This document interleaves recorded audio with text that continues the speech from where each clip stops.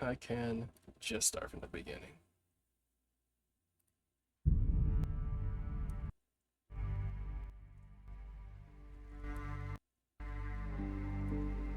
Me being extra as fuck and having ambient music.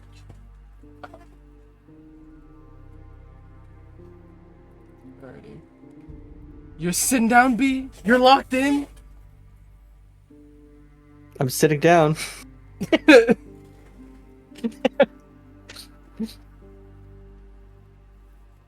Where are we here?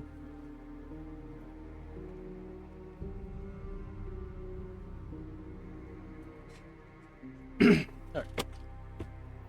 When Tommy properly sleeps and the void hits it, unsettles her for a second time. Seeing him like this, so small and alone, made her heart ache.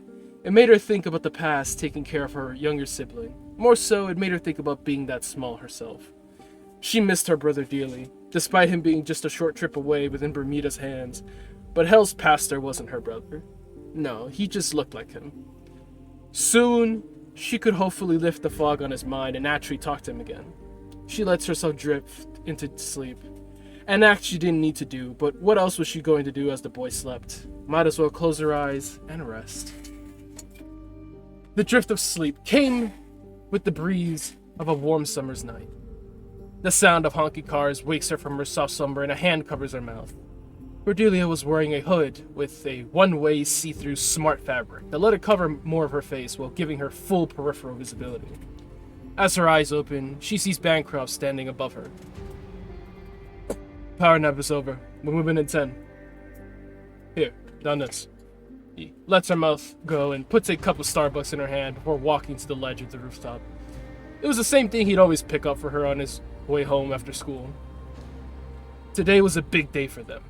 It was July 14th, Bastille Day in Paris. The gala event was in full throttle below as celebrities and world leaders arrived to walk the red carpet. So many people were gathered in one place to celebrate the day. Several enemies. Cordelia could see just from the side of his face. A determined, murderous glare in his eyes said it all. Bancroft was here to kill his enemies.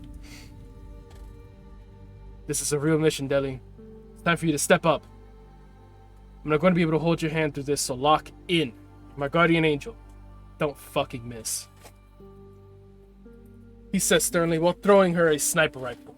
He pulls a similar hood over his head and squats down to look over the gala's arrivals. The sound of cars shock her out of her sleep. A hand over her mouth alarms her even more until she hears whose voice it is and recognizes it. She's confused. She's drinking Starbucks and still confused. She didn't recognize these clothes. She barely recognized this area other than it was Paris. She's holding the rifle her brother has, tossed to her, and drinking coffee. The most nostalgic thing right now is this drink. The red carpet was familiar too. Actually, she did remember this day. She remembered this gala from before, but this had already happened, hadn't it? A real mission. His guardian angel. She examines herself more. She felt weird here. Smaller somehow. She holds the gun close and looks at her brother. I won't. But who am I aiming at again? Madeline Talbot and Rolf Talbot. Shoot to kill. Them and anyone in my way. He looks down at the gala as an armored car arrives and all eyes fall on the new arrival. President Disciple, Caroline Lupin, and General Julie de Leon, walk down the red carpet with a zealous crowd of paparazzis and supporters. They're here. Alright, Dilly, we're moving. These optical camouflages will only last another 10 minutes, so can't dilly-dally. Keep up or I'm leaving you behind. He stands up and starts to walk down the rooftop to get to a lower ledge that protrudes closer to the building 10 feet across. He pushes off the wall. He's climbing, and he leaps to grab a fire escape and pull himself across. He extends an arm towards Cordelia, waiting for her to jump across and grab him so he could pull her up. This was a dream. She had to remind herself that. But this was her dream. Or his. Must be her brother's, because her vision of killing their parents was nothing this grandiose in public. A red carpet gala set in Paris where cameras were everywhere and people were dressed up to the nines, just as she remembered seeing live. Dilly-dally. She finishes her coffee with a soft, mocking tone and follows him to the edge, but stops short when she looks down. It's not that big of a gap, she thinks. She can make that.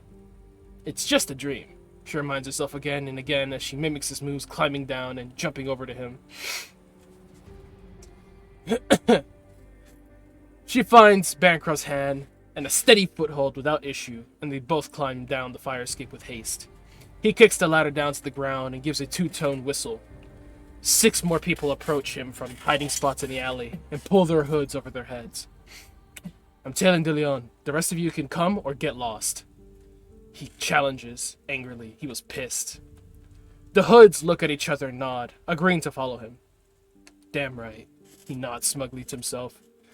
I'm taking East Gate. Keep me covered. Del with me. He leads the charge on whatever this was, and everyone scatters once they exit the alley. Speed was key here, so Bancroft starts running. Free running. Cutting through alleys, jumping over fences and short walls, even sliding across some guy's car. Hey, what the fuck? Cordelia needed to keep up or he was going to keep going without her. Poor guy's car.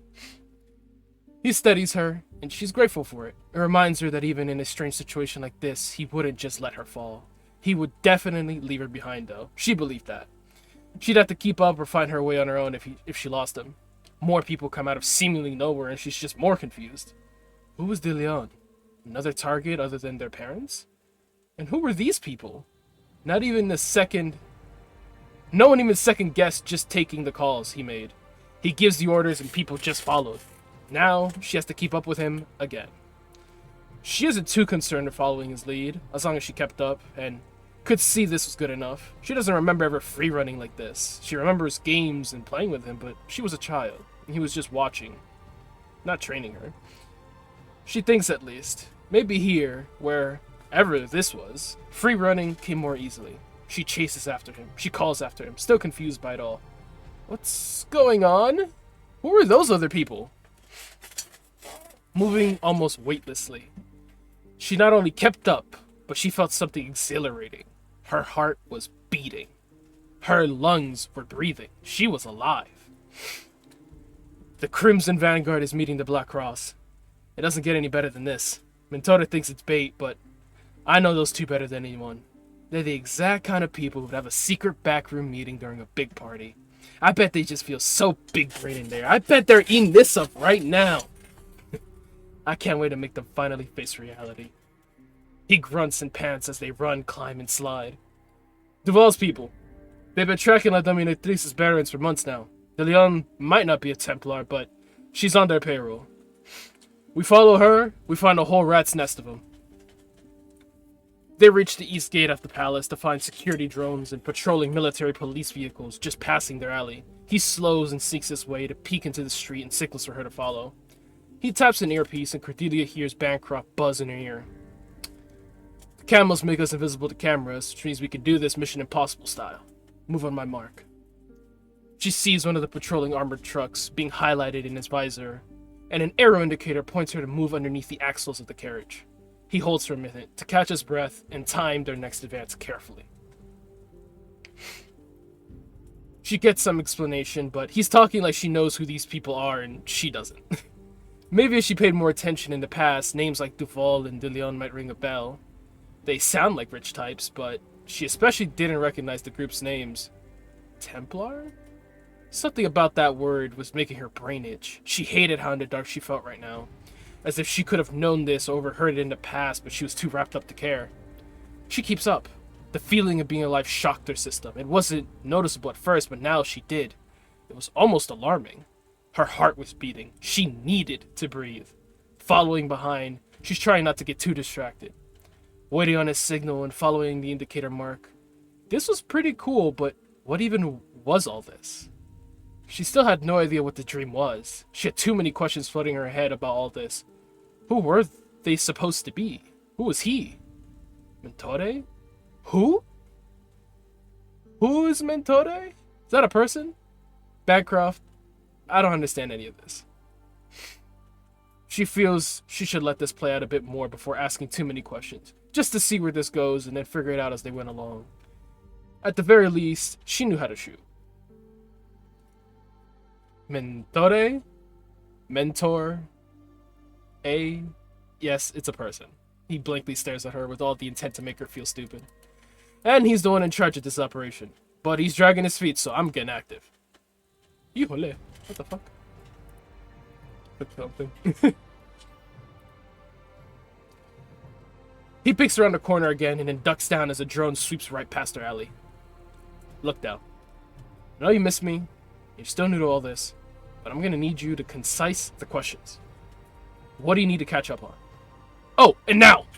He dashes to the truck without stomping a single time and rolls underneath before grabbing onto the axle's chassis. He hopes Cordelia's beside him when he looks her way. Otherwise, he'd see her in Valhalla. A passing civilian looks at the alley they both dart from and blinks in confusion. Are those cats? Must have been the wind. She wants to mock him back, repeating the word in an annoying way, but she's also trying to understand. She wasn't stupid for once. This was all out of nowhere for her. How about everything? She follows after him, and the second he says now, just like instinct kicked in. Not a moment is wasted, and she keeps as close to him as possible before ducking, rolling, and clings onto the truck's axis with him. She pants out of breath and annoyed, even as she holds on. Everything, she repeats.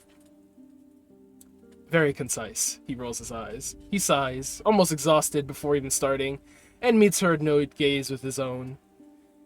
The bad guys are having a supervillain meeting during the Bastille Day celebration. We're gonna crash the meeting, kill Madeline and Rolf, and he pauses briefly. He pauses abruptly and blinks. There's a soft look of calculation as he seems to be remembering something. Something he did not like. The truck starts to move and it pulls into the east gate checkpoint. A K9 droid approaches and sniffs the entirety of the vehicle's exterior. Its electronic sensors scan for foreign radio signals, detonator transmissions, and otherwise suspicious objects. But it finds nothing. Just an empty undercarriage. And then we'll escape. And then things will be set right. Everyone, Jerry, we'll avenge them. Every single life they took gets their get back tonight. His focus steals with a murderous fervor, and his cyber eyes buzz with energy. He got his Norware 2 years before the outbreak. He had got some upgrades since then. He holds a long inhale as the rage bubbles to the surface, and then he releases it. His eyes round as he looks her over, and a guilty shadow covers his eyes. We haven't talked in a bit. How have you been? Well, you didn't have to say it like she was a child, but it did help to tell the story here. She watches him carefully as he speaks. There's a moment where she holds her breath as the K9 gets too close for comfort. Even though she's registering now, she technically doesn't have anything to be afraid of here. Maybe. When was this? She recognizes his eyes and the style of Norware he had, being 2 years prior to everything. She remembered the day he came home with them and couldn't remember where he'd gone at the time. The newer upgrades she didn't recognize. A part of her softened hearing the plan, but made her puzzled. As far as she could remember, he wasn't even around for everything. Not even Jeremiah's death. They waited, and no one came for either of them. But he knew about it. He was still thinking about it clearly. She wasn't the only one wanting to kill the Talbot parents. Is this where his mind is while he's under another thing's control? Is this all he dreams about while locked under necromantic haze? His question brings her back and she gets quiet. She's not sure what to say. She wants to tell him to mind his business. She wants to tell him everything even if he might not understand it. A bit was an understatement. They've missed 3 years of talking. Maybe a little more, depending. I don't know. Stressed out mostly about other work stuff? Some typical boy troubles, I guess, too. Everything feels like it's happening so fast, and my head can't always catch up with my heart in time to mitigate the damage. There's an alien invasion. You stabbed me, dickhead. I don't know who or what I want anymore. Everything is so damn hard. I died. I'm technically dead. She's had breakdowns and attachments too quick to people to probably be considered healthy. The list was long of the things she wanted to spill out in detail, but she can't here. He probably wouldn't remember it all in the state. It's been hard without you around. She clings. She feels herself choking up a little, softly adding, "Where did you go?" Even if the question didn't make sense to him, she still had to ask.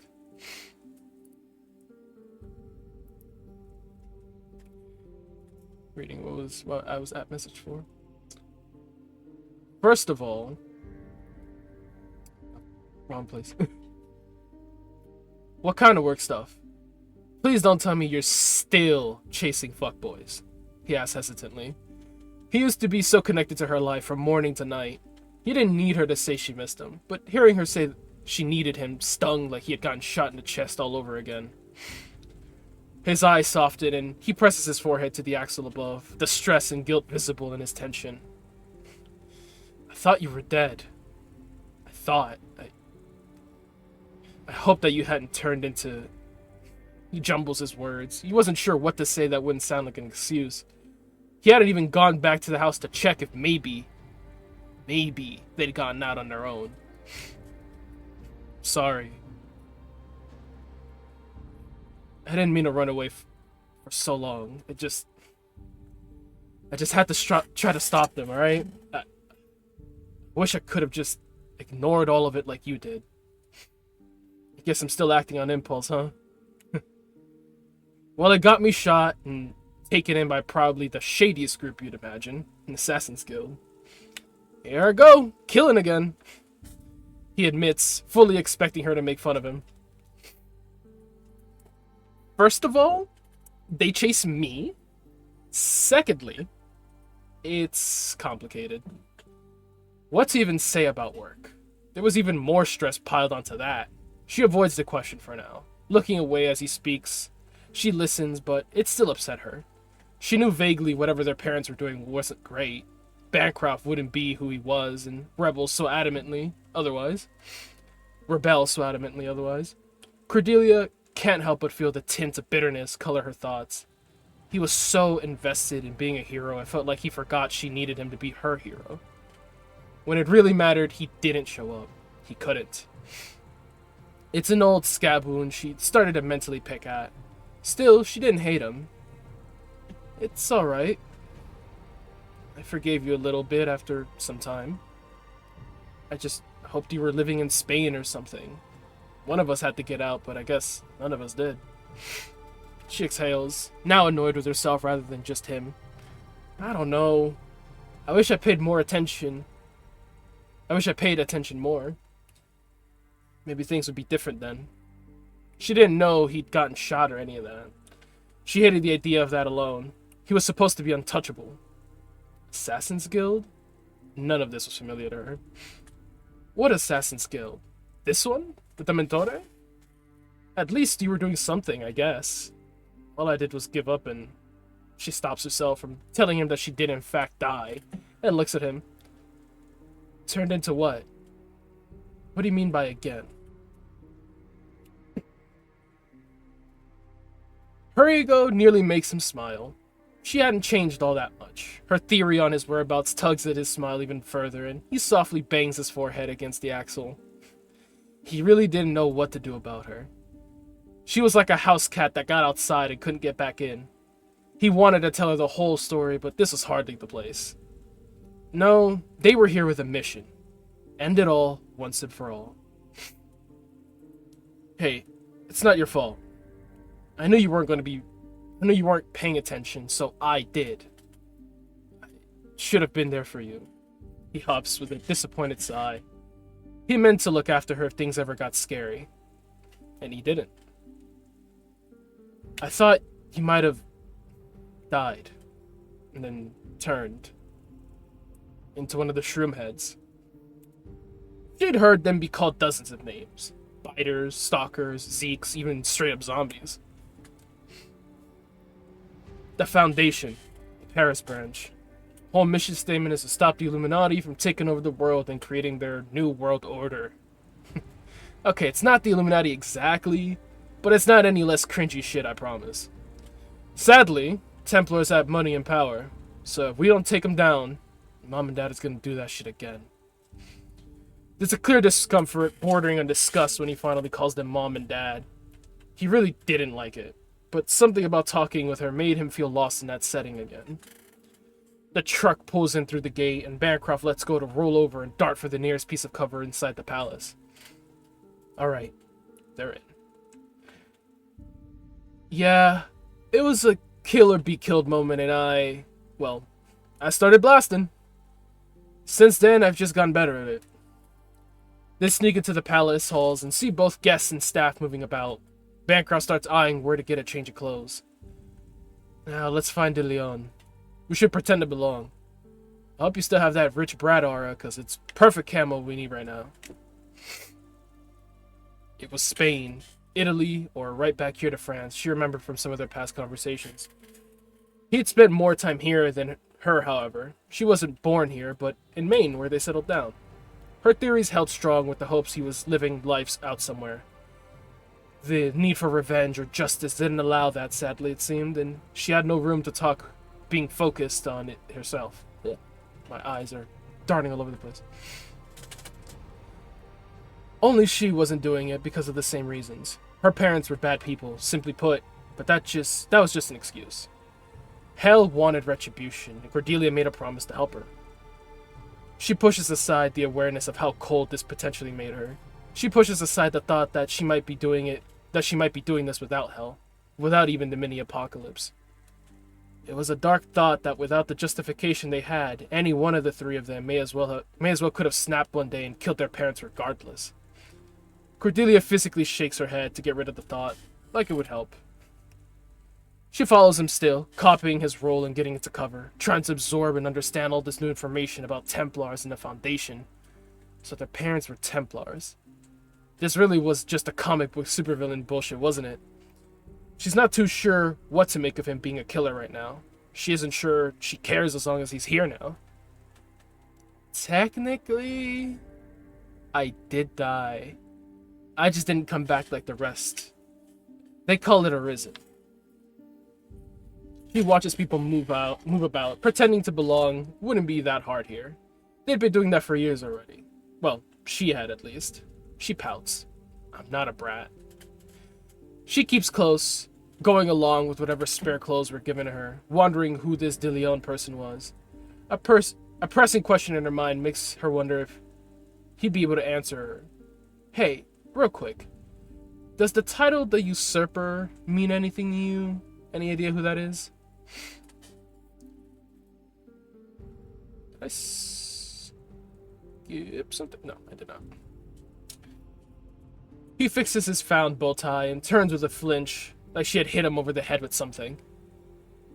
You're arisen? What the fuck? Fuck! You can't let them see you. If they get a hold of you, then we're screwed.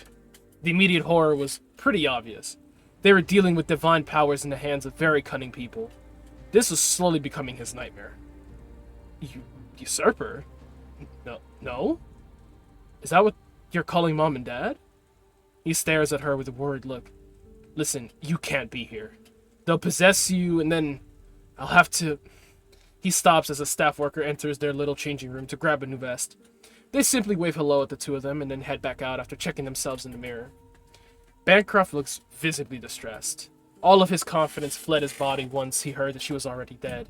He weighs the risk of keeping out this mission now, but that prideful competitive side of him twisted his heart with the shame of letting their parents go. He had to do this. It was his duty. He had to purge the cancer before they hurt anyone else, before they turned anyone else. She remembers this a dream. She felt and looked more alive here than anywhere. His panic is, and the words he gets out from tell her that their parents are the ones controlling him outside of this. She can't not follow him into this after all, and she can't have him thinking she's undead either, in case it did happen. In case it did anything. She looks up and says, "Just kidding." She let it slip because he was just easy to talk to. This was a little more sensitive, and she would have to keep that in mind. That's for talking to me like I was stupid earlier. She scoffs at him, but internally, she thinks more about what this means. Usurper didn't mean anything. Probably just a hell thing then. It gave her a bit of an idea when this was supposed to be. She checks herself in the mirror and fixes her hair. He glares at her and lets out an angry growl. This was not the time for joking around. Don't fucking play with me, Deli. He wants to snap at her for it, but this wasn't the place for it. But if I hit her, I'm the bad guy. He mutters under his breath as he strains his hair and extends his arm to take her. For her to take. He collapses her sniper rifle down to fit in a purse and hands her the 40-pound bag. Her hood folds compactly under her dress, and the bare-bones gauntlet on her forearm. Oh, I guess I must have skipped something there. Looking at that paragraph. With a calming breath, the determination returns to his eyes, and he nods to confirm with her. No more practice. They step into the hall and walk their way towards the gala ballroom. The room is filled with VIPs from all over Europe and then some. EU leadership and the disciples of the future mingle as staff carry trays of wine and champagne and hors d'oeuvres. Bancroft grabs a glass of champagne and knocks it back before grabbing a second glass just to carry as a prop. The celebrations were in full swing, and wonders both alien and human were on full display. They wander the grand ballroom, searching for Julie de Leon and observing the casual feats of technomancy and vessel magic. The question itches in his brain, and his eyes scan the room for the target. He needed to know. How did you get out? Did you run before Outbreak Day? Or did you manage to sneak out of the QZ? What happened to Jeremiah? Won't happen again. Promise. He was 100% playing and not covering up a small fuck up at all. Collapsible sniper rifle sure was handy. Her current one didn't do that. He had all kinds of neat gadgets, it seemed. She takes the bag and then his arm. Ready to walk into a gala she had no idea what to expect from. She nods in confirmation. Right. No more practice. She'd only seen the gala events on TV and pictures. The ones she had been probably weren't even galas, just big parties, but she didn't really remember them. This kind of event for meeting the more higher up people were a thing for her parents. Were a thing her parents did without her or Jeremiah, typically. She grabs a glass for herself to sip at and hold. Made her feel less nervous about everything. It was a marvelous sight, though, and the awe showed on her face. Were they always like this? She scans the room with him, only she isn't sure what De Leon looks like. Her awestruck headspace was disrupted by his questions. She didn't like remembering that day. She didn't like remembering Jeremiah. She stays quiet for a moment. I snuck out. Jeremiah got sick, or he was already sick and the infection just made it worse. She speaks softly, only audible enough for him because he was right there. Mom and Dad told us to wait, but they never came back. I tried to take care of him. There was only so much I could do. I wanted to bring him with me, but the infection aside, I couldn't drag him across the state like that. She swallows dryly and takes a sip of champagne. He's still at the house, in his room. I tried to make it as comfortable as possible for him and just waited with him. I didn't stick around to see if he got back up, though. She didn't enjoy thinking about how bad it got for him specifically. She remembered Jeremiah didn't have the best health, but hardly let it stop him from doing things. Some days, they couldn't even tell. Watching a zombie infection sap at him was truly something out of a horror movie. I'm sorry. She wishes she could tell him the rest, the truth of it all, but this was the next best thing for now. Then I spent some time surviving an apocalypse before getting out and getting picked up. He makes a wisdom save. Cordelia hears glass snap and the champagne fall out of his hand. He was mortified. It was a cruel fate for both of them. She should be dead several times over. Ground zero for the infection was their hometown. To have survived Outbreak Day and snuck out of the QZ were godly feats. For a moment, he's just staring at her with a mixture of horror and astonishment. A waiter approaches with feline precision and cleans the glass and spill within seconds. Fuck. That's fucked, Cordelia. You see now why we have to do this? I'm not letting them get away with it. I owe it to you two. His cyber eyes blink red and his head snaps towards his target. Bancroft leads her to a bench inside of General Julie de Lyon, commander of the French armed forces, in the French president's cabinet. He sits them both and starts marking the guards posted and roving around the room, outlining them in red tints on her HUD. Julie stands behind the wheelchair of Ambassador Disciple Dmitry Inga, Russia's UN ambassador. They wave goodbye to two beautiful women whom Cordelia also recognizes. French Special Agent Michel Duval and Agent Barber with two healthy eyes. Duval has made contact. Looks like the Mentor's plan is going well so far. Who's the wheelchair? Oh, and look who's here. Prince Charming. Why does he have to be so fine? Bancroft whispers over the comms. Cordelia sees a handsome Frenchman dressed in a black suit that fits him just tight enough. Agent Lancelot. Maman, Ambassador. He approaches De Leon and Inga and salutes the general before offering a ludicrous side greeting to the ambassador. Julie slaps his chest and he winces with an audible oof. Respect, boy. Don't forget it here. De Leon scorns back. Pardonnez-moi, maman. Vous dire general. Forgive me, mother. I mean general. Lancelot replies with a flinch, anticipating another slap. She glares at him, but caves at his antics and smiles into a laugh. She hugs him and whispers something that doesn't get read perfectly by Bancroft's cyber eyes. Follow them. They... Anything for 30 minutes... Come back. Those two beautiful ladies! Yes! Oh, okay. On it. Lancelot replies as he moves along in the direction of Barber and Duval. The glass breaking almost startled her. Glancing around, it didn't seem to garner that much attention other than from a waiter. He was right. Of course it was fucked. Cordelia still had dreams about it occasionally. She still thought about it too, but she can't think of what else to say about it. Yeah, it was. She was still beside him when his attention was drawn, and she's pulled along with him. She sits and for a second is taken aback by the number of faces she actually remembers here. Pretty sure that man is straight as an edge razor. Don't pine too hard, she whispers to Bancroft. She didn't actually know, she was just teasing. It was interesting seeing Lancelot here though. Pretty as ever. It was so valid to just stare at the man for even just a few seconds. Maybe you should talk to him later. She's more confused about the scene now, with knowing who was a Bermuda agent here and watching everything. Are they still agents? Or not yet? She tries to make sense of it all as she reads what Bancroft sends her. Yeah, I wouldn't mind shaking him down. For information. He replies absentmindedly.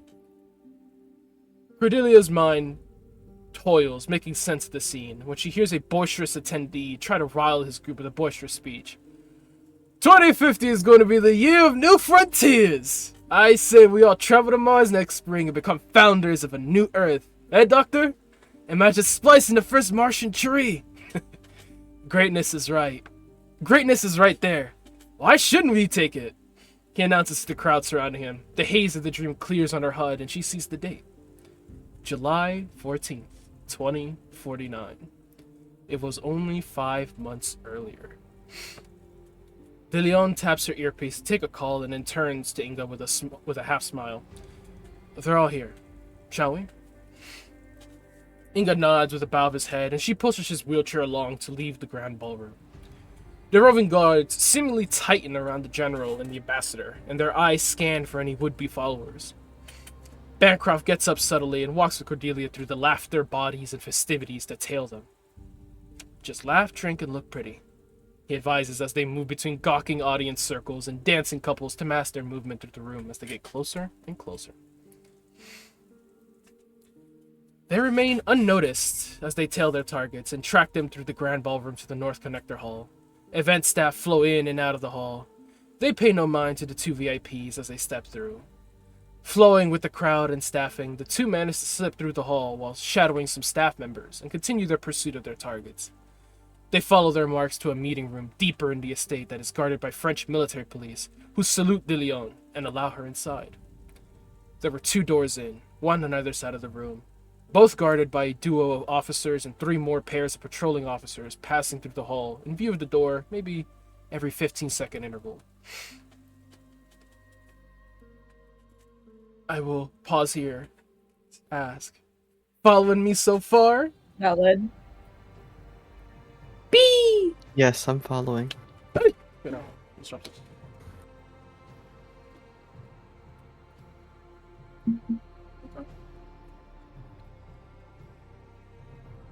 One moment. Get some water. Oh, I need to reply to a text. Give me a second.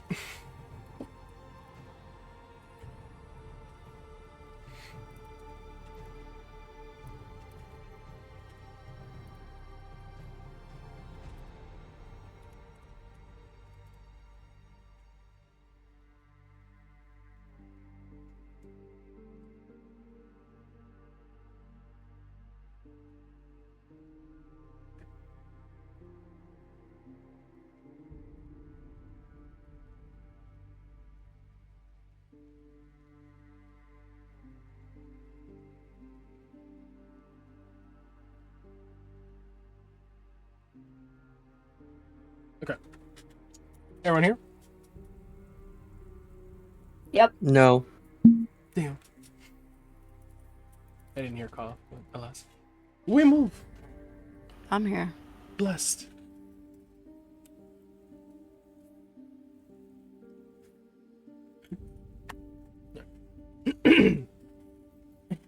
He hides them away around the corner to the meeting room hall and sucks his teeth at the guard's positioning. No easy way to slip in. Gonna need to get creative. When in doubt, he peeks around the corner to assess the patrol pattern and whistles at the guards before ducking back around the corner. One guard audibly grunts a "huh?" sound and then proceeds to walk over to inspect the noise. Bancroft takes a slow inhale as the footsteps approach, and then he taps an activation sequence in his CAD. A holographic illusion of the guard turning the corner projects behind the guard, just as Bancroft reaches around, covers his mouth, and pulls him by the vest into a hug. The action is fluid, almost choreographed, as the guard gently slumps over Bancroft's shoulder. Bancroft held no weapon in his hand, and no spell emanated from his touch. It was like a phantom blade had found its way into the guard's heart. He then carries the guard into a nearby bathroom like he was dancing with the man and drops him into a bathroom stall. He studies the man closely and then casts another spell to disguise himself as the guard. He takes the weapons and nods to Cordelia. I'll bait him, you take him. Copy me. He commands before walking out of the bathroom and whistling loudly while gesturing to the other guard to come over. He stands around the corner to make himself easily seen and draw attention away from Cordelia standing right around the corner to his left. What the fuck's going on? The guard asks as he follows Bancroft around the corner and walks straight into Cordelia. Cordelia's dagger finds the man's heart just as Bancroft wraps his arm around the guy in a friendly gesture of camaraderie. The cameras will only see the man wince and then Bancroft hug him into the bathroom. Cordelia looks at her hand and sees no dagger there, but instead finds 2 discreet belt straps on her forearm with a retractable hidden blade attached. It was so easy, so simple, so liberating. Joker's words echo in her mind, and underneath it, Bancroft's voice repeats them. Where other men blindly follow the truth, remember that the foundations of society are fragile, and that we must be the shepherds of our own civilization. Where other men are limited by morality or law, remember that we are the architects of our actions, and that we must live with their consequences, whether glorious or tragic. He nods, satisfied with her performance. Ever graceful, I see. Looks like that ballet didn't go to waste. Time felt like it had sped up for her. There was a moment she was reading a message from Bancroft, wondering if Lancelot actually knew something or not. Something on her HUD sticks out, and she sees the date. July 14th, 2049. She'd have to remember that for later. Maybe look into it further once all this dream stuff is resolved and Tiger was safe. Next, she's following him again, as they follow his targets, weaving through the crowd, blending in, or disappearing behind things momentarily. She was always good at laughing, singing, and looking pretty. But this was a different kind of fluidity. They ended up leaving the crowds behind for guarded hallways. Once he asked her for ideas on how to get through and only drew blanks on it at first. She thought about it. She thought about using the stat. She debated blinding the guards, but then what? She wasn't sure how to actually do this, and after a few more seconds, she didn't have to. She looks at her hand, at the new contraption fixed onto her with a hidden blade. Not the one she remembered keeping on her person at all. She looks at him, still unable to make sense of the words he's saying. Words she thinks she might have heard before? She did remember Joker saying he basically knew Bancroft, actually. Saying he was one of their own or something. She squints when he brings up her ballet not going to waste. She couldn't recall anything unusual about those lessons, but maybe that was the point?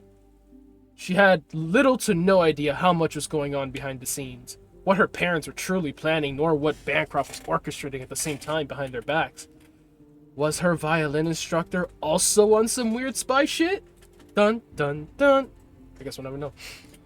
Was it any wonder why she blocked out so much? Maybe a part of her was recognizing two different things in her life, trying to pull her in two different directions growing up. Rather than lean into one or the other, she ignored it. She stopped taking ballet at some point in her youth. She stopped listening more and more to whatever they said until her forced disinterest left her out of the loop. Was this her in the loop?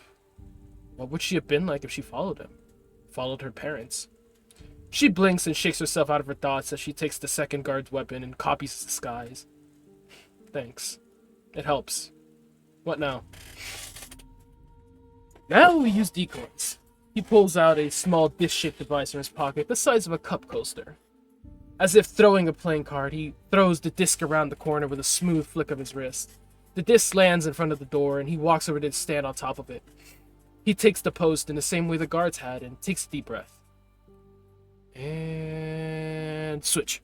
He opens the door and pulls Cordelia through just as the device activates. It freezes all video feeds for 3 seconds and then projects a holographic recording of them standing. Cordelia gets pulled into the connector hallway that lines between the separate meeting rooms. A way for servants to slip between meeting rooms and go about their maintenance beyond the sight of tourists or VIPs. Bancroft continues with a silent but quick shimmy through the hallway, ensuring not to knock over any cleaning supplies or refreshments stored here, and then stops when he notices a staircase downstairs. He stops to study it. That sentence was a run-on one. This wasn't in the blueprints. Is this new? Is this... Oh, fuck. This connects to the catacombs, doesn't it? Shit. Hold on. I need to pass on the word to Joker's crew before they run face first into them. He calls Joker with his new word, but the signal is lost. Shit. Can't reach him. Must have already gone underground. He calls Duval next, who picks up after one ring. Hey, Duval. Confirming that the Templars are using the catacombs to move. Tell Joker to steer clear until the Mentore gives him the word. I'm telling De Leon and Inga now. Why? Don't ask why, just tell him. Now I'm losing the track, so bye! He hangs up on her and starts carefully taking the narrow staircase down into the belly of Paris. Scene change. When we see them again, is there anything you want to say? Like, obviously, we just need to kill them and be done with it for the good of everyone, but if you got the chance to tell them or ask them something, what would you say? The way he spoke made it sound like a morbid curiosity, but the side of his face showed that it was something that weighed on his mind for a while now. Again, she copies and follows him, watching the decoys set and hold their positions. Very clever. How many of these gadgets did he have? Was this all part of whatever the Foundation thing he was a part of? Just some secret society war happening right now? And Joker's part of it. Mistwalker too. Templars. She'd been hearing that word a lot lately. Mistwalker thought one of the Reitsars was one of them. Templars are a society of important dickheads that like to control people. I heard the club is growing. That's what Mistwalker had said. It wasn't the best explanation, but it added a little bit more clarity to the puzzle of a dream she was in. Were their parents Templars? That would make sense. If they still were now was a mystery, but she could bet that they could be. Using the catacombs as a method of travel was a good idea. It was off limits to the general public, save for tourist routes. She'd only gone into the catacombs once before when visiting Paris as part of their visit, but she only remembered being small and afraid the entire time. Now, she got to technically visit them again, less afraid and under strange circumstances. Who knows what other secret and dangerous pathways the catacombs still had. She hears Bancroft's question and hesitates to answer it first. Maybe she had questions before, or things to say, but would it really matter at the end? She didn't exactly need closure from them now. Maybe when she was younger, and she still had the ability to feel and care. Not really. I mean, I guess why didn't they take Jeremiah and I with them? But I don't know if I want that answer. I assume Jeremiah was just too sick, and I can't see myself leaving behind either. Oh, and I can't see myself leaving behind either. She'd really be curious about how they did what they did, but she doesn't want to break Bancroft's dream reality and fuck up something by mentioning that if he didn't know already. What about you? Any pressing questions or angry statements? She considers another question, hesitant to ask for some reason. Not sure why she even wanted to ask. It just popped up in her head. Also, just curious. You know who Kamarov the Red is?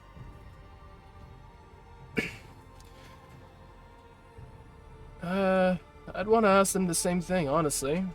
I was worried they did take you two and were going to try to convince you to join the Order. But instead, they left my brother and sister behind. Maybe they wanted to, but couldn't come back? Maybe they thought you died already and didn't bother to look for a body. I want to hear it from Zen that they didn't care enough to try and save us. Save you two. Angst bubbled in his tone, and a seething hatred sharpened his eyes. It was a question that nagged at him day and night, but he probably wouldn't get an answer that satisfied him anyway. Their parents abandoned them, whether intentionally or not.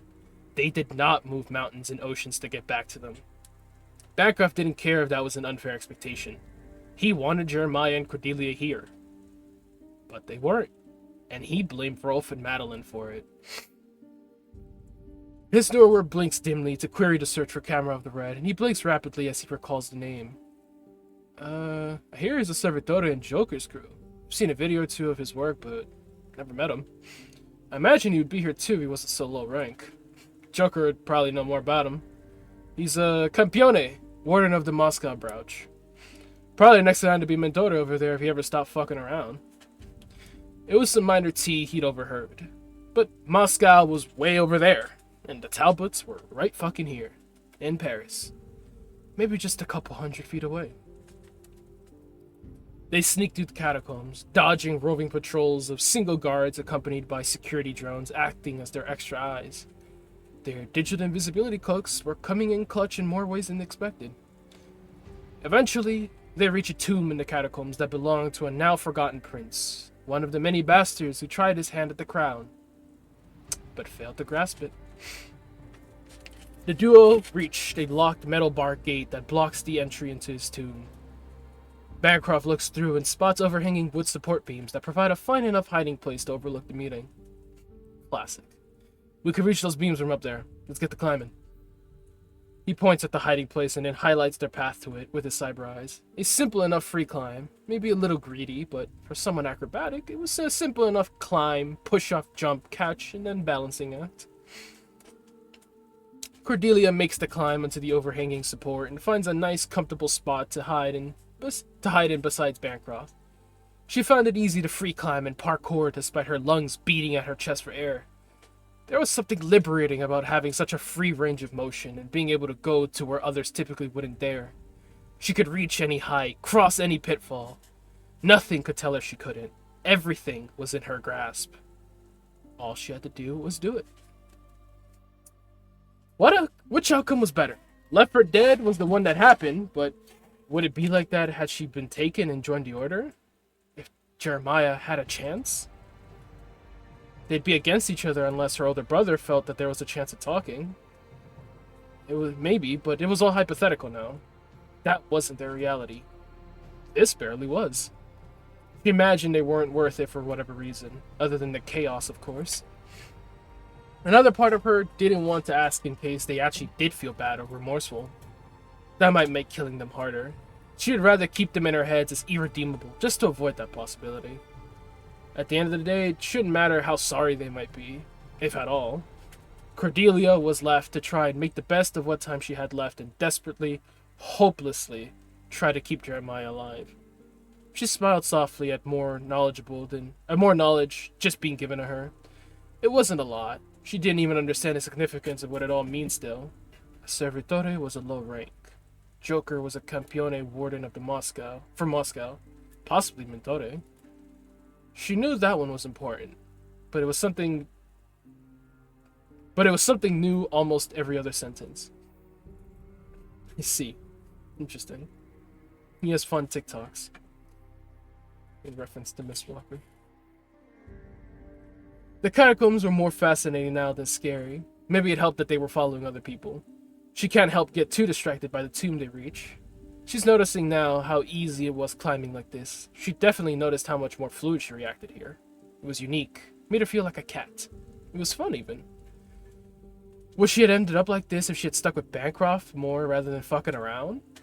She doesn't ask. She just climbs and settles in their new hiding place with him. Hiding like this reminds me of the times when you hid away and Jeremiah and I would never find you. I don't think we ever found all your hiding spots when we were younger. She messages him and stays quiet. But you always found us somehow. TikTok? I'm not surprised actually. He's definitely the type to post a how to murder video. He shakes his head with an amused smile. Maybe I'll follow him after all this. It's certainly fun to look at. He adds while climbing up into his hiding spot. He hides himself completely behind a pillar and glances at Cordelia with nostalgic softness, slowly melting the tension in his body. Not to sound like an old man, but I had a couple of extra years to perfect the art of stealth. Mom and Dad hated that my phone was still in the house, despite having no clue where the fuck I was hiding. You got close sometimes, but I felt like you always stopped trying, just shy of discovering the truth. Me, on the other hand? I would have turned out of state upside down to find you two. The dream glitches and jerks sharply back to their estate home in Maine. The attic, the walk-in closets, the basement stairs, the white pine of the forest. Jarring flashes of them as kids hiding throughout their home and chasing each other. It was a simpler time. It was just a matter of knowing how you think and being persistent. And it wasn't really hard to find Jeremiah. But I always found him last. The visage of the sickly boy laughing appears on a wood beam between them, overlooking the tomb below. He laughs and laughs. The contagious smile on his face makes the room blur and dim as if the only thing to focus on or care about is him. Then the boy enters a coughing fit, and the dream glitches back to their dangerous situation. Stones shift and a hidden passageway opens up. Multiple figures step through along with an entourage of armed escorts, cyber soldiers, and vessels to boot. Time for a meeting. Time for a reunion. Time to remember what they were fighting for. Who? Stopping just shy of the truth was something she was really good at even at a young age. She smiles back, remembering those days and watching the world glitch around her. She watches herself hide behind the curtains and Jeremiah squirrel away elsewhere. She got better as they got a little bit older until she felt too old to play anymore. She remembers it was fun and still secretly wanting to play. It was a simpler, happier time when they weren't aware of anything at that age. Nothing but finding a new hiding place to leave them all impressed and making sure that she had all her plushies organized, crayons in order. I always figured you took just a little longer to find him versus finding me. He was the baby after all. But they never won. Not against Bancroft. Not against someone who probably knew the estate like the back of his hand. She looks up at the beam, where a version of Jeremiah hid. Despite his condition, he was always eager. He was a survivor, even as a baby. Refused to let the doctors of the world tell him he couldn't do something. She tries not to think about how just when they thought he was getting somewhere with his sickly nature, on the cusp of a potential breakthrough, the plague hit. Took it all away. She still can't help but feel like he should be here instead of her. Her focus shifts back to the people filing in below, the estate fading away, overlays glitching out as the main event swallows the minor memory at play. This was a lot of people entering one place. Which ones were targets, enemies, allies? None? This was a meeting for supervillains, wasn't it? Their parents. Were their dear mom and dad in all this? Quite the gathering we have here. Oh. 1 second. I need to reply to that text. Be right back. How are you liking it so far, B? I'm trying to figure out where it goes belly up. Fair enough. My ears itch. Driving me crazy. Itch 'em. It doesn't make it better. My allergies. Oh.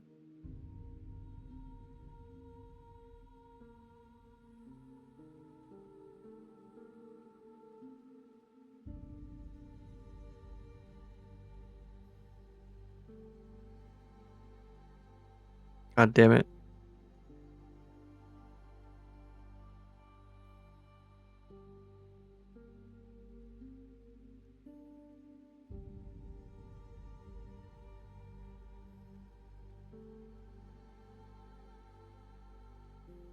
I'm just sending you cat stuff now. Did you notice the I cat? love it. Did you notice the cat in the Oh curtain line? yeah, of course. Took me a second. See, I read the text and I was like, I just trailed down. I also read the text, but I was distracted by the curtain itself, and then I saw the text and was like, Fair, oh, fair. that's so cute. I'm glad you like the tea one. The candle one's my I favorite. love the tea one. I'm dead ass gonna start being like herbal or verbal. Like that's so fucking good. Right? Herbal or verbal? When they call me to help cashier, I'm gonna start doing that when people have candles. Good. Oh, this baby. Baby. Oh my god. One time when I was cashiering in Garden, this dude came in with like his wife and baby, or toddler, and they bought like the Fruity Tooty Lay's chips. Ooh. Which were like, IHOP. Mm-hmm. And I was like, oh, I've been like morbidly curious about these chips. Like, I want to try them, but I kind of don't want to spend the money on them because I'm afraid I won't like them. Like, it's weird, like Tutti Frutti. And he was like, you want to try them now? And I'm like, really? And he's like, yeah. So he opened it. Nice. He gave me one the same time, and we both were like making this face. It was disgusting. His wife came over with their toddler, like, what's happening over here? Like, what's going on? Because she's confused. She was not at the register with us. And he gives her a chip. She eats it. Same thing.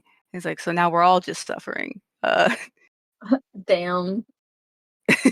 The baby tries it. She loves them. It's like someone has to be the hero here. But we're all just like making the same like scrunched face. Mm-hmm. Having eaten this, just me and these strangers sharing this moment. Nah, I don't know. It's fun, fun times. Sounds goofy. It was. I did not expect this man to be like, "You want to try one?" and then open it and be like, "Oh, okay, free chip."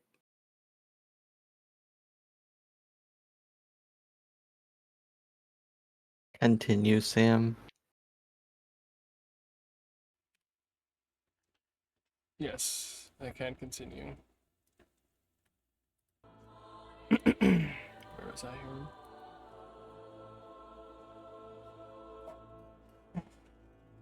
Okay. Quite the gathering we have here. Bancroft replies. Yeah, real League of Villains type shit. Scoffs as their tail targets enter the room. De Leon pushes Inga's wheelchair to the head of the table with an entourage of well-dressed and masked individuals. At the tail end, the group of elite guards close and then body block the entryways. The collective fill out 12 seats, and anyone masked becomes digitized into the hologram of their intended attendee.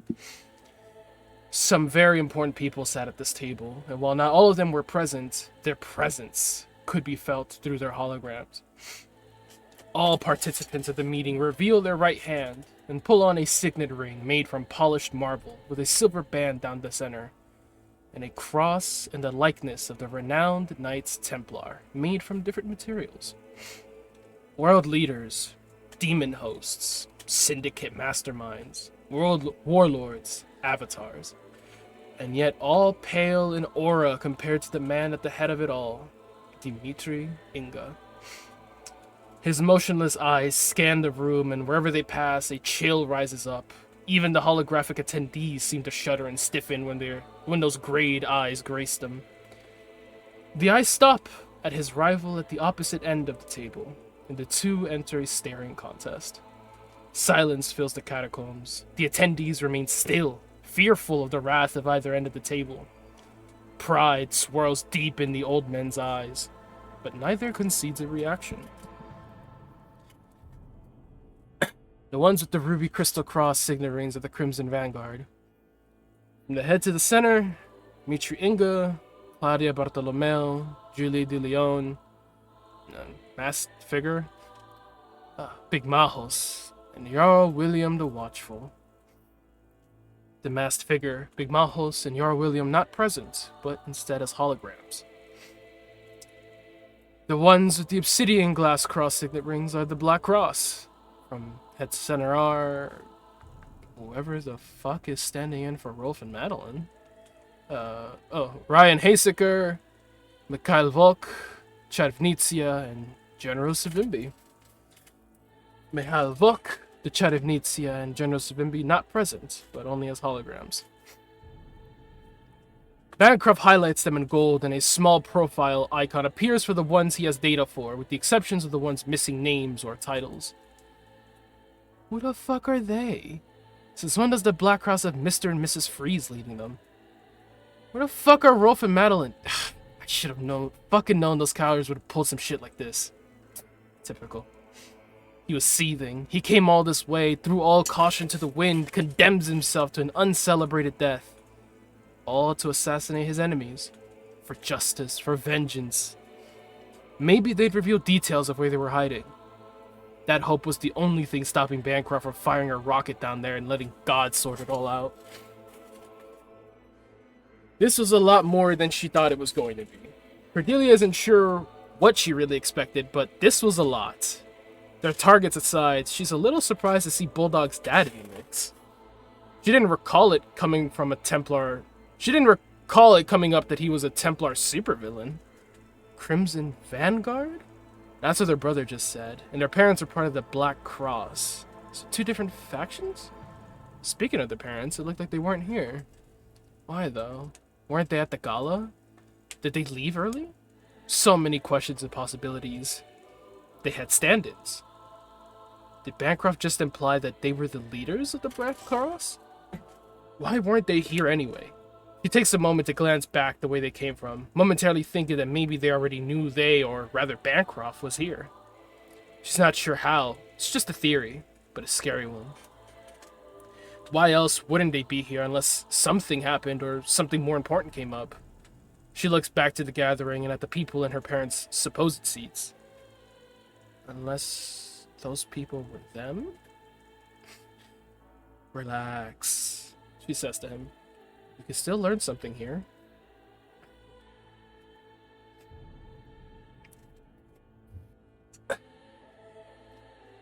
Welcome, members of the Black Cross. It has been years since we've convened in this matter. I see new faces occupying the seats of my old comrades, but new faces do not erase the sins of the past. Tell me, Dr. Rolf and Dr. Madeline Talbot, what has become of you? Inga was expressionless, like a husk without a soul, but his commands had weight, figuratively and literally. It felt like the pressure in the air rose when he asked this question. Rolf rests his hand on the table and begins a slow, methodical drumming with his fingers as a cocky smile forms on his face. Ever observant Grandmaster, please allow me a proper introduction. The names Rolf and Madeline Talbot belong to the mortals that you once knew. We are no longer those humans. We have become divine. I am King Rollo. This is my queen, Margaret. You are familiar with Mr. Haseker and Mr. Vaugh? Footing my prefecture are the Charivnitsia, a dear asset with the greater occult communities, and General Savimbi, a commander within the Zaki Empire and cousin to the God Emperor himself. The ego was certainly turned up to 200%, but the arrogance was unmistakable. Rolf Talbot, now going by King Rollo, and Madeline Talbot, now going by Queen Margaret. Bancroft's teeth grits, and Cordelia feels the chilling pressure waft from his body. Goosebumps and standing hair spread across her. It was the same murderous aura he exuded when he tried to kill her and Nikolai. Magic. Necromantic magic emanated around him, and the spirits listened. In this moment, Bancroft's rage, his purpose, his will presses to the borders of his soul, and he feels it all click together. Hell's tattoos appear on his hand and spread up to his shoulder and neck. Yggdrasil sways with the wind created by Bancroft's awakening, and he stands with Hunter's eyes trained on King Rollo. Target IDs confirmed. Line up a shot on Margaret and wait for my mark. I'll drop down and roll at the same time. Stand by. Let me get in position. Bancroft stealthily climbs on the beams and parkours his way to the other side. He leaps and vaults are feline with their light-footed smoothness. Can't read. He ties a compact bungee cord from his belt to the support beam and balances on the narrow beam like a bird of prey on a perch. Divine. Ascension comes at a price. It does not matter the method. Humans were not meant to be immortals. Celestials can try and empathize with us, but they will never coexist in the same world. What did you pay for this mummer's farce? Inga asked with a ready judgment in his tone. It was clear he held the authority here. But Rollo did not seem to see it that way. Not anymore, at least. Had the Foundation not caught wind of my efforts, the only cost would have been an old goddess too neglected for her own kin to even ask the question of her death. But, tragically, the assassins meddled with the transportation of an important substance critical for my ascension. The compound spilled and contaminated my region of residence. The assassins. Rollo paused as his drumming became the clenched fist. His anger bends reality around him and the stone table cracks at the end with pressure. Margaret lowers her head in shame, and her eyes tighten with a silent hatred burning holes on the table.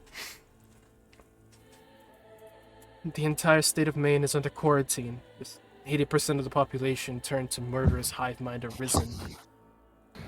For the last 2 years, we've been researching a method to bring these arisen under our control and perhaps restore their minds. And now we're close to a breakthrough. We just need one little thing. Queen Margaret continues. Her words ring sincere, and the drive in her eyes confirms the truth. She wanted to undo what she'd done. They both did. And they had a way to do it. Bancroft. Alright, I'm in position. You ready? Bancroft interjects to eavesdrop. He heard what they just said clear as day. It was his cyber optics that was picking up most of the audio anyway. But he chose to ignore it.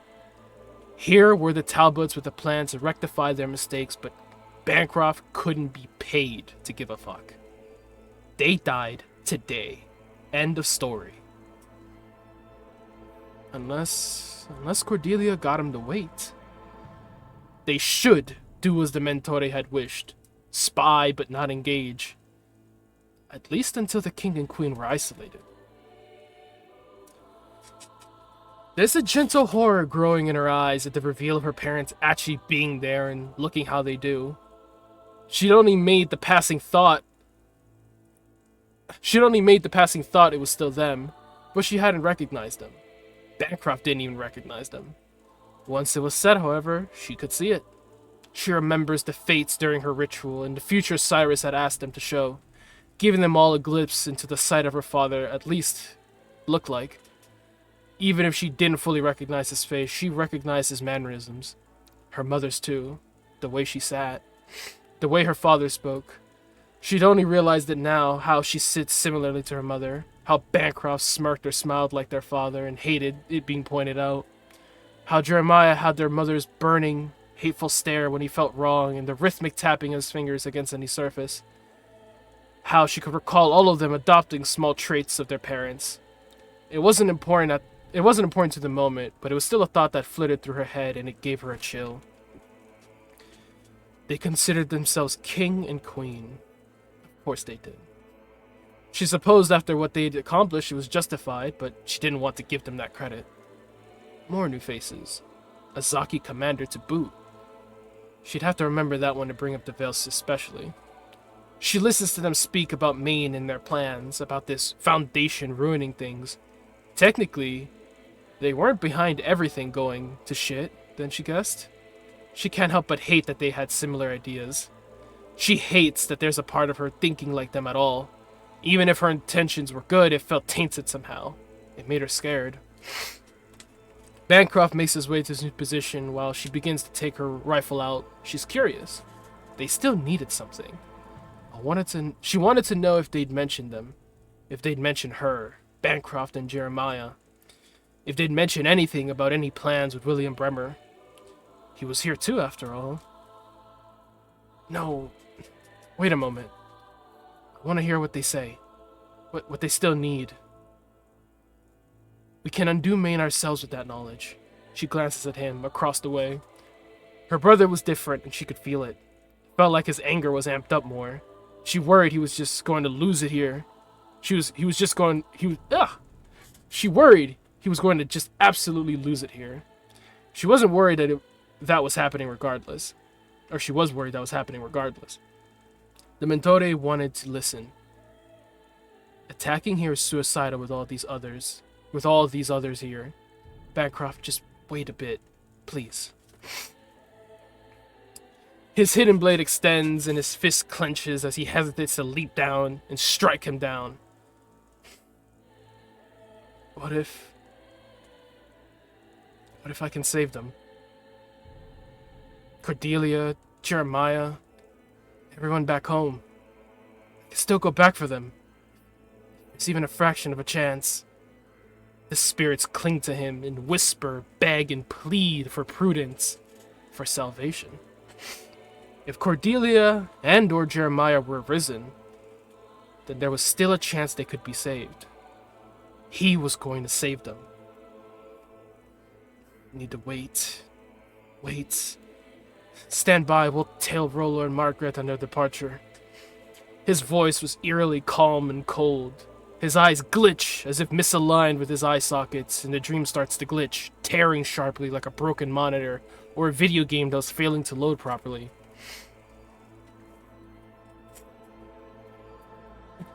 Inga. My spies have informed me of the crisis in Maine. A peak population of 1.5 million. Less than a fifth of them remain. Over 1 million innocent lives were paid for your ascensions. Was it worth it? Was divinity worth the prevention of nearly 10 vessels from awakening? Was it worth the 1 million who would have supported humanity and rallied to our cause? Where are your children? Were they too sacrificed upon the altar of your hubris? What will you sacrifice next to wash away these sins? Inga chastises with curt questions that hold back nothing. Their actions resulted in an atrocity, and Inga was not pleased in the slightest by their results. The rest of the Crimson Vanguard turned their heads to face the self-proclaimed king and queen. They worked with the Black Cross under amicable conditions. but the strain this put on their relations could be felt in the thickening tension in the air. The dry and stuffy catacombs filled the lungs and body with anxiety and dread. Death was closing in on this meeting, and it could come from any angle at any moment. Even the holographic members seemed concerned by the tense start of their meeting. The death toll rests heavily on the Foundation's shoulders, not mine. By the time they attacked us, all of our preparations were already completed.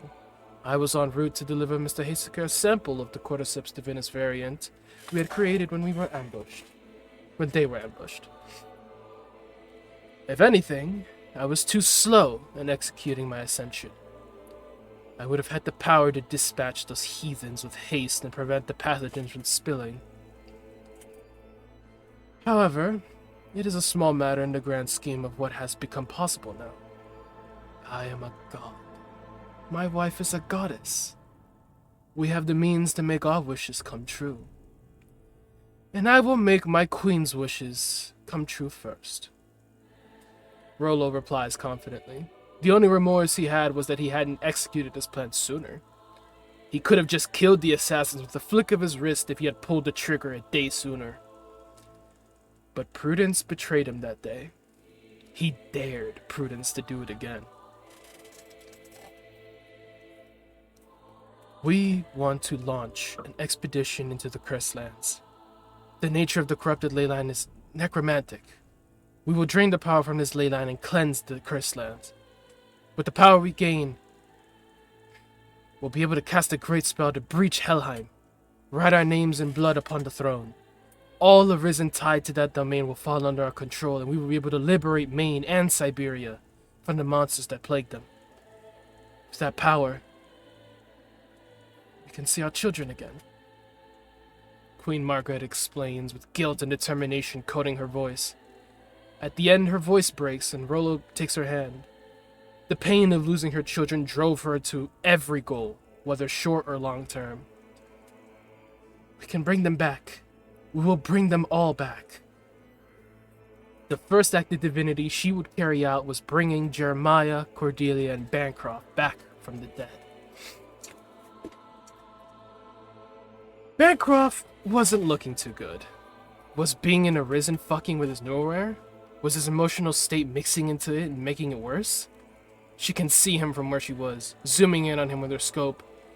How he hadn't snapped beforehand was a mystery. He's holding up for now at least. She still needed to hear more. This entire plan sounded insane, but they were literally already borderline gods now, as they said. She couldn't even recognize her father by anything but how he moved and how he spoke. The same with her mother. Their appearances were completely changed and absolutely fucked. She's trying to comprehend this plan they had set up. What she doesn't understand is how the hell William Bremer fits into it all, and why he's fucking her mom with some supposed child along the way? Yeah, that's rough, buddy. She hates that this is just her reality now. Now what? She can't not kill her mother, the usurper. It would mean denying herself, denying hell. Killing her meant killing the thing inside of her, the thing she was struggling with even being a possibility, let alone related to her. It bothered her and unsettled her so deeply she wanted to throw up. She almost can't stand to hear her mother talk about them like that. Was it genuine? Was it truly the remorse of a mother realizing they'd not had the time they thought with their children, wanting to correct it and bring them back? Did they think they were all dead, wanting to bring them back from the grave? She hated that even more. She liked it better if she could just hate them and be done with it, be settled in their absence and neglect as purposeful and use that as fuel. But there's a small part of her that's shaken by this knowledge. If their plan was linked to what William had told Bulldog, did that mean her parents were going to tear open the heavens? Drain part of the ley line and kill another demigod or god? Just to bring them back? It can't just be that. That doesn't make sense to her. She doesn't know what to make of this. She's refusing to let it all be made into anything, and that causes the confusion to stir. She has to take a moment to hold her head.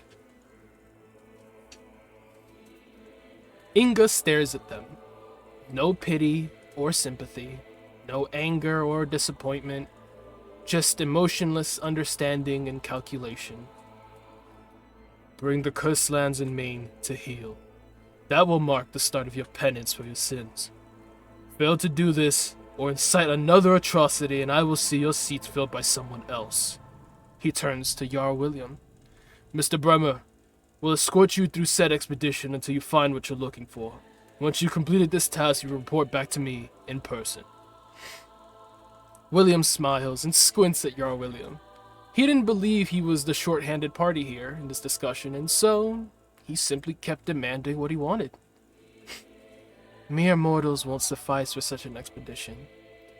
It would be irresponsible to assume a singular expedition would let us survey the entirety of the Cursed Lands. We'd need a staging ground from which to launch these operations, and a labor force capable of resisting the curse itself. Zakar Lebedev's lab. It is positioned conveniently close to the Cursed Lands and should have all the equipment necessary to produce such a labor force. Inga's eyes narrow on the king. Nothing living can survive the anomalous nature of that laboratory, not even the divinely aligned. Nothing living, Mr. Inga, but I am neither alive nor dead. I am immortal. And if I'm not, nothing lost, right? Rollo retorts with an arrogant but deep growl under his breath. It was eerily similar to Hell's voice. I like his optimism, Jarl William replies. But my eyes see through his bullshit. I could take him. Her too. If I'm feeling lazy, maybe Thor could get a couple of licks in. He challenges with a lustful gaze and a big toothy grin shot at the pair. I could show him around the lab. My boys have been cramming there and prep for a little run at the garden. Plus, it'd make Mrs. Lebedev happy to have some other big brains to swap theories with. And I'll be there, keeping an eye on the king and queen, making sure they don't get lost on the road to glory. Rollo meets his challenge with an equally unflinching contempt. To Rollo, everyone here was already dead. But even the dead have their use. What do you say, Mr. Inga? Can the Black Cross count on your continued support through our Order's most trying times? Inga's eyes twitches and he lets out a heavy sigh. It's the first real sign of emotion he displayed. He was exhausted. These theatrics were tiring to the old man. Mr. Bremer has my authority for this project. I sanctioned this expedition. King Rollo is chosen as a steward for Lebedev Laboratories. Mr. Vok, see to their immigration and transport to Moscow. Now onto the matter of these new faces filling the Black Cross's seats. Introduce yourselves. He declares. The Templar agents all nod and bow their heads in affirmation and then turn their attention to the newest members of the Order, the Chadivnitsia and General Savimbi. That's it. They said their piece. Now let's kill them all. Bancroft texts back while readying an explosive charge in his hand. He heard what they said, clear as day. But it wasn't like he understood a single damn thing they were talking about. He wasn't the kind of person to challenge gods and resurrect the dead. He was just an older brother trying to kill the people who killed his siblings. Why couldn't it just be that simple? He wasn't really capable of bringing them back. Right? Fixing the curses, William Bremer escorting them. They didn't seem like they were that close. He even commented on being able to take them out if needed. Using Lebedev's labs? With his wife? He had a wife? And who were these other people? Unlike her brother, Remnant had some realized knowledge of these things, and this sequence was pulling threads together. Confusing ones, but they were connecting. She needed to know more, just a little bit, and she needed to tell someone. However, Bancroft looked ready to just crash out and go for it. Bancroft, we're supposed to wait. I need to hear more. She says, but still readies herself in case he just says fuck it regardless. Still trained on the target he wanted her to be on. This whole meeting was a lot. She hadn't expected this at all and still isn't sure what to make of it right now. It felt like her heart was pounding in her chest at the adrenaline of the situation and weird forbidden knowledge she now had. Bancroft grits his teeth and puts a death grip on the explosive charge. He was ready to snap, itching to pull the trigger. His mind queried 100 questions, and all of that processing left him stunned for action. He knew his parents better than anyone. He hated how legitimately competent they were for villains. If they had ascended or whatever, then maybe they could actually bring Jeremiah and Cordelia back. Maybe they could actually bring everyone else back. Maybe the best way to bring justice to his siblings was to let their killers get away. He stops and stares down at the meeting. His eyes glitch around and he becomes eerily calm. Or transfixed. Dissociative disorder. Cordelia had seen that symptom before. I will pause there for a second. Because I did not hear. Wait. So far, B, what are your thoughts? I'm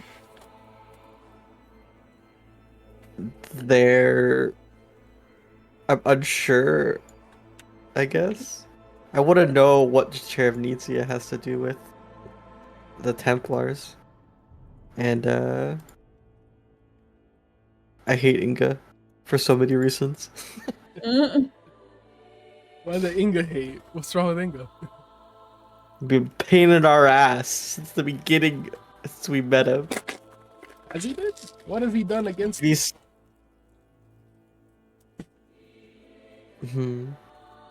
You... Think about that. What has he been doing that has negatively impacted humanity? I mean... He tried to save that one alien. He I tried just to... don't Oh, like got his his way. vibes. I does don't have a like scary his vibes! I mean, yeah, he is a supervillain. But hey, we proceed.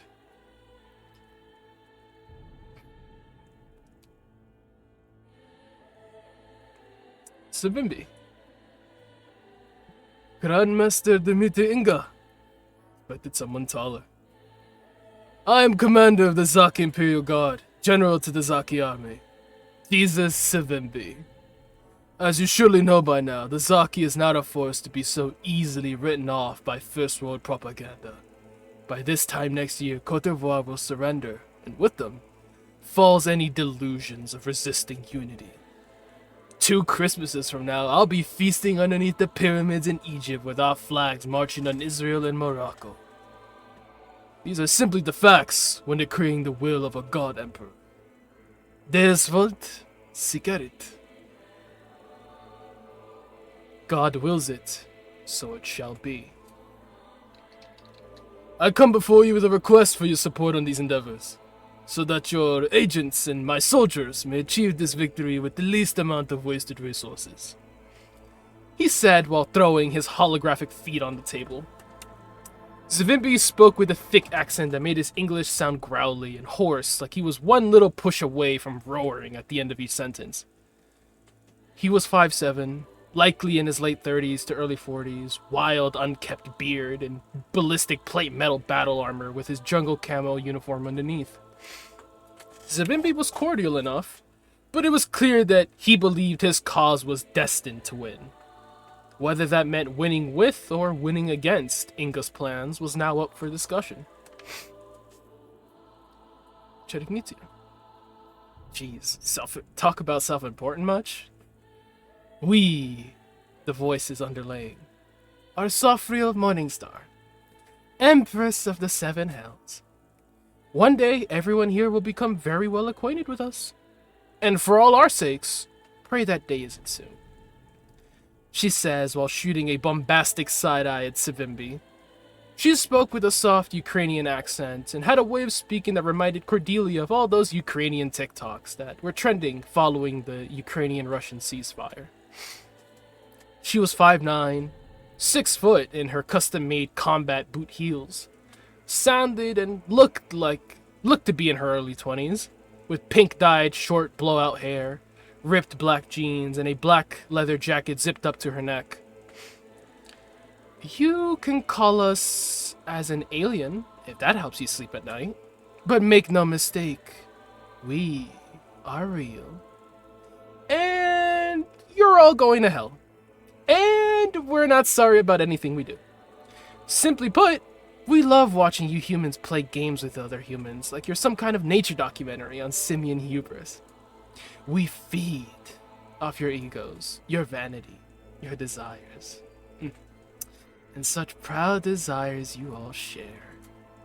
She said with a creepy, instructive tone. A wicked grin grows on her face, and she licks her lips with a teasing slowness as she stares down Inga. I lend my vast networks of my cults, following scattered throughout the world. So long as Etch Replica can count on your support towards our recovery of anomalous and mutated creatures. It was a generous tribute for the permission to perform magic waste removal services. Inga would be a fool not to accept the aid of a sim. Inga remains ever stoic and unamused as before. Miss Bartolomeo, see to securing us Miss Bartolomeo, see to securing us the 5 largest ports in coastal Zaki. Miss de Leon, see to it that following Queen Dinah Blanquette's death, a new successor that will capitulate to the Zaki rule takes over. Mr. De Torre, hold this tournament in Zaki, and recruit the best you find. All of you will coordinate with Mr. Zavimbi and ensure that the resources we are allocating do not go to waste. It took him a couple of seconds to lock the Zaki Alliance down with an iron fist. Zavimbi would get his support, but he'd be closely observed from all angles. From criminals to spies to warriors, Zavimbi had somebody whispering his secrets back to the Templars. And Zavimbi gave a wide, toothy grin of acceptance. As for Miss Morningstar, I must apologize for the king and Buke wasting your time with all this, but I will never allow a fiend to join the knights of my round table. But I believe the Buke still has use for a spider. I, however, will only grant you the bliss of ignorance. If you ever speak of what you've heard here today, this host will perish. Inga's eyes roll back into his head, and then a second later, so do Sofria's. The room watches with bated breath as Sofria bleeds white ichor from her nose and then stumbles backwards into a fall until her hologram disconnects. His eyes roll back to normal, and he stares daggers at the opposite end of his table. Inga was already dedicating every other waking moment to making Russia great again. He wouldn't allow his round table to lose their dignity too. Mr. Kritchenko, ensure that your Baroness keeps her nose busy with her originally contracted project in Belomorsk, and do not dare recommend a new knight to my table again. Mr. Talbot, make friends with fiends again, and I will personally see you crucified and burned at the stake. Am I clear, everyone? He warns with an unwavering disinterest, as if threatening them was a chore in and of itself.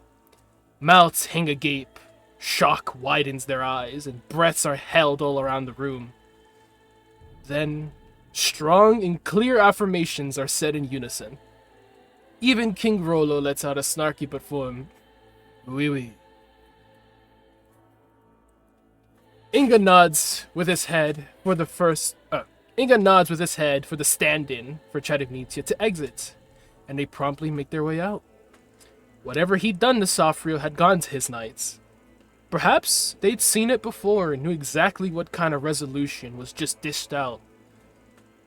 Or perhaps this was the first time any of them had seen the Grandmaster deliver such an omnipresent judgment, and it left them scared shitless. Bancroft continues to stare with his eyes glued open on King Rollo. He could hear them, but he wasn't listening. Not really. All he knew was that the Grandmaster was a whole-ass problem, and he wasn't sure if he'd get past the surprise round alive. Killing the guy in the wheelchair first felt lame, in theory, but not so much when the guy in the wheelchair is Professor X. She's listening to all this and still can't believe it. The connections her parents had made were insane. This scary Zaki general, the Empress of the Seven Hells. Her father's response was comical. She could feel it. There's a part of her that almost felt as if it was something she could see herself doing. Now what, though? Were they still attacking? She was still ready to follow her brother's lead, even though she was also frazzled by everything going on here. Almost getting lost in the scene herself for a moment, she calls to him through her HUD, wondering if he was still with her here. If he was still good to go. Bancroft. What now? Bancroft's eyes continue to glitch and he remains glued to King Rollo. Cordelia's words are lost on him as she sees him breathing slow. And then stop. He stopped breathing. The spirits of the dead floating around him all hush each other loudly and then pull hoods over their heads. Did I get them killed? Is this my fault? His eyes hollow out with white light and cold fog breathes out from the holes. His cells radiated with divinity as the aether flowed through him. His awakening had completed. Ethereal smoke emits from Bancroft's hood, and Cordelia sees Hell's face take shape before being blown away by the rest of the smoke bellowing out from his body. Static feedback slowly climbs in, and the volume of the meeting below becomes distorted and incomprehensible. The people move as if fast-forwarded through a video. Time moves twice as fast as Bancroft watches them from his perch, his face frozen with horrified realization, and his spirits twisting into herd of wolves and humanoid lamb archers. 5 minutes, 10 minutes, 20 minutes, time skips ahead until a guard enters the room and whispers something to Inga. The guard exits and Inga snaps his fingers. Everyone stands to attention on command. Everyone except King Rollo, who extends his hand to his wife and helps her to her feet like a gentleman. The Foundation is here. Ensure you all make it home safely, and may the Father of Understanding guide us. Inga states plainly as his eyebrow twitches. May the Father of Understanding guide us. Guide us. They all repeat before taking their rings off and hiding them away. Bartolomeo, De Leon, and Inga make a hasty exit with their entourage of guards in tow. Rollo shoos away Haseker and he leaves along with the Black Cross's entourage of guards. The room empties until the only ones left are King Rollo and Queen Margaret, gazing into each other's eyes. Departing footsteps echo down the catacomb tunnels, further and further until the haunting silence returns. No breaths, no heartbeats, no sound. And then they look straight up at Bancroft and Cordelia. Everything we said is true. We can bring them back. We're going to bring them back. Please, son, just come down here and talk to us. Margaret pleads desperately with her eyes already tearing up. It was eating her up the entire meeting. What to say, how to say it, in what order. She could barely focus on the meeting and the anxiety of this confrontation looming literally over her. Bancroft, my son. Take a deep breath and feel that power coursing through your veins. Amazing, no? How does it feel to be divine? Daunting? Enlightening? Freeing? There is no need for words when the proof is pulsing through your veins. What our family wills becomes reality.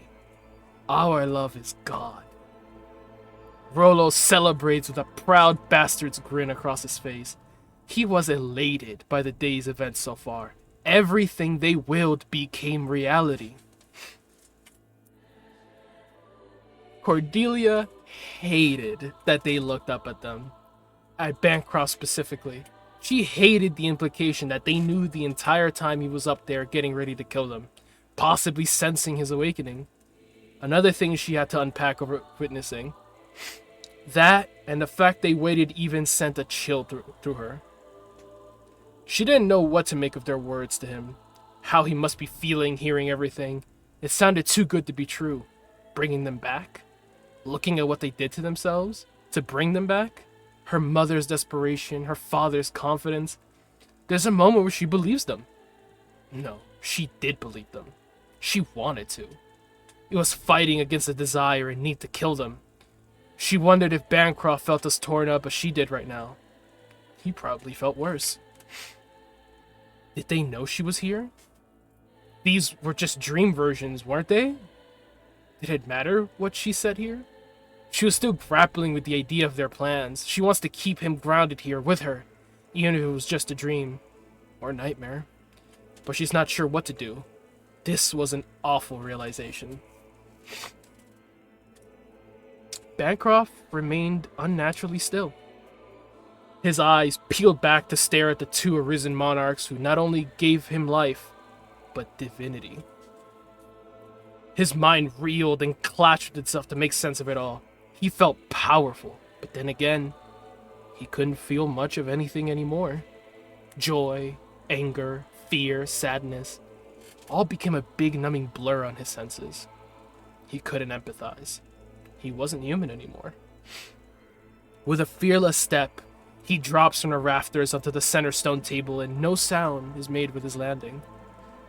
He stands up straight to look at Rollo and Margaret, and his flock of specters and wraiths drop down to surround them, growling and bows drawn.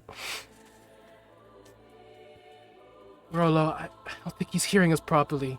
Bancroft, your neuroware is trying to make sense of the mutations in your body and measuring the influx of neurological activity. You need to come with us so we can fix that. Once your neuroware is removed, you'll adapt to your awakened body and be able to think clearly again. Come, son, please.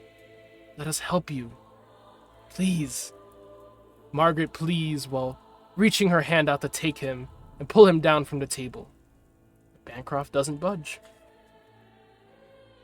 His perceptions of reality is being warped by the desynchronization of his neurowire. As much as I'd like for us to work out our differences, he is not capable of reasonable deliberation right now. But no matter. We will take you and fix you ourselves. Come now, Bancroft. Worship and obey. Rollo commands smugly as a specter grabs Cordelia and floats her down to the ground, pushing her to her knees. Now then, that just leaves you, assassin. He steps forward with a regal swagger as the specters and wraiths that Bancroft commanded bow their heads. He examines her face closely and squints his eyes. I know you. Bancroft's peasant lover. So you're the one who corrupted his minds with your delusions of world peace through hopes and prayers. He grips Cordelia's neck with one hand and starts choking the life from her. On instinct alone, Bancroft charges Rollo with his hidden blades extended. Leave him alone! He growls, with the grim chorus of the damned echoing under his breath. Worship and obey, Bancroft Talbot. Margaret commands, and Bancroft stops dead in his tracks. White fog pours from his eyes like he is crying, and his flock is dismissed. Just like that, he was theirs. Oh, son. Is this insect all it took for you to turn on your family? I'm disappointed. But it just so happens that this day is going marvelously so far. Maybe I'll make you work your sentence off rather than execute you now. What do you think, my love? The fates have brought me my firstborn and the culprit responsible for the death of my little girl and baby boy. As much as I want to take his head, so much has been given. As gods, we must be benevolent and fair. Criminal, you are found guilty of the murders of my daughter, Cordelia Talbot, and my son, Jeremiah Talbot, and the millions of our subjects taken by the plague as a direct result of your actions. We offer you the choice of your sentencing, eternal servitude, or death by blood eagle. We will hear requests for an alternative sentence, but make no mistake, your life is forfeit. Justice must be delivered. Margaret declares with suppressed hatred in her eyes. Cordelia feels Rollo loosen his grip for her to breathe and speak, but the specters firmly hold her to her knees and prevent her from escaping. The absolute shock and fear in her body when the specters pull her from her hidden space, and down below was nearly indescribable. For a moment, she forgot who she was and where she was. Her brain went so cold. She hears her father call her Bancroft's peasant lover, and a fraction of a second thought, she thinks, oh, ew. But then, that too actually settles in realization. Bancroft was here with his partner. She didn't meet any of his partners through the years. Typically, she knew her brother to take relationships pretty seriously, privately. He didn't mess around as much as she did, which made sense. He was busy with, well, she supposed this. Whatever all this Foundation assassin stuff was. Sometimes she'd only hear them through a phone call. It was rare. He brought anyone over. It was rare he brought anyone over anyway. And without seeing the face of the man whose role she was in, it was hard to tell if she's met this one ever. If her dad knew him, she probably had.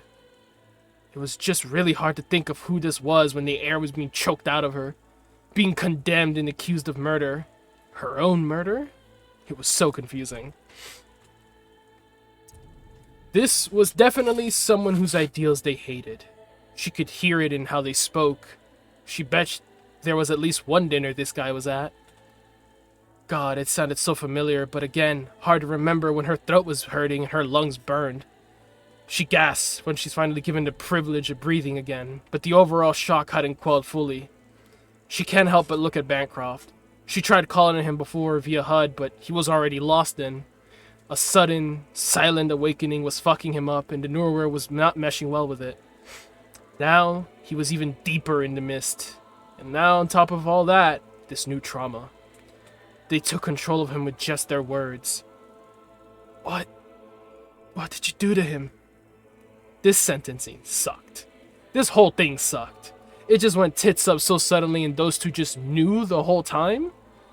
Now she had to choose her own demise like some fucked up live-action Goosebumps choose-your-own-adventure book? Her eyes squeezed shut from still being held how she was. Well, she took history, and she certainly didn't want to experience a fucking blood eagle. Dream or no dream. Servitude? I disciplined him, Rollo replies curtly. Bancroft had his taste of useful wonder. Now it is time to return to reality and build a better future for his family. This was how things were always going to end, how they were meant to, with his heir returned and those responsible for taking him dead. Your life cost me my family and countless other theirs.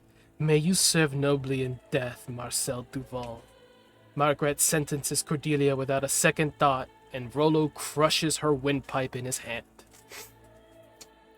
Bancroft roars out in rage and shakes their compulsion over him, and as he finishes his lunge at Rollo, piercing his heart with the hidden blade. In his other hand, he draws a machete-length short sword with so much force that the handle splinters, and he swings at Rollo's neck. Cordelia feels her lungs and mouth filling with blood as the grip loosens on her neck, and Rollo's head goes flying. Her spirit separates from her physical body, and the familiar numbness of undeath coats her senses. She became a ghost, bound to the now decapitated King Rollo. Margaret's eyes widen, and she extends her arm towards Bancroft and closes her hand on an invisible chain that manifests at her command. I said worship and obey!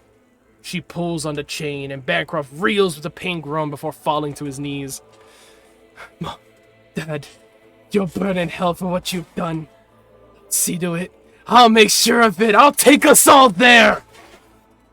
Bancroft yells before firing a rocket from his cyber arm straight at Margaret.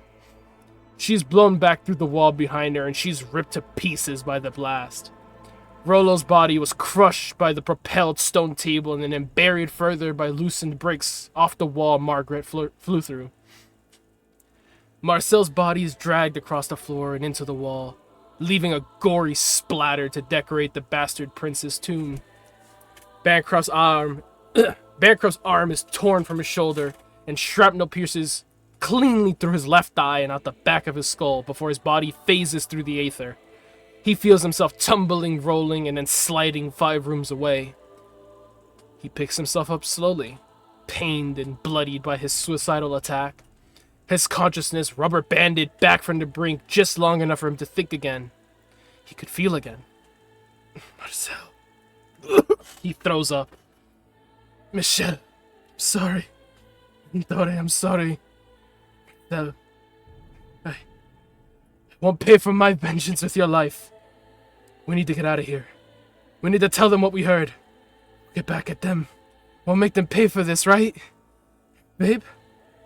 Babe? He looks at the ghost before him. Looks at Cordelia. The air had been taken out of her. Life slipped out of her for the second time, and she can't fathom it happening. There's no words that she can say right now, even after being witness to all of that. She wants to tear her hair out. She wants to wake up. She wants to go home. She can't be dead again. She just can't be.